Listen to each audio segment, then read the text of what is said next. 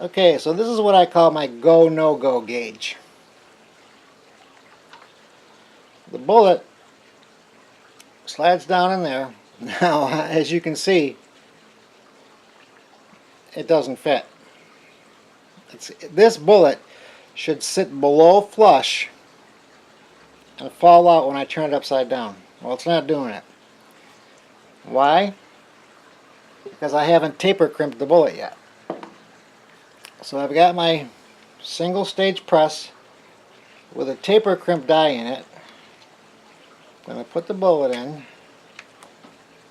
and give her a squeeze. Now the same bullet, same die. Now the bullet is below flush. And yeah, it fell right out. So now, this bullet is basically factory ammo.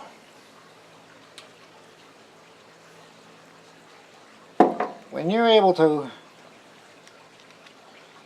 give it a nice little taper crimp,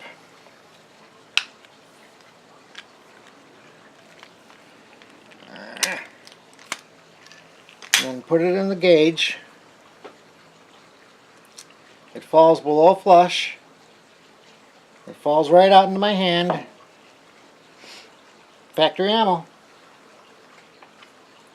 Now, a lot of reloaders don't do this, and I don't know why. This is really important. And I check every single bullet. Every single bullet. I check, double check, triple check. If they don't pass inspection, I want to find out why, so that there's no mishaps. And every single bullet, once it's taper crimped, goes below flush in the gauge, and it falls out into my hand.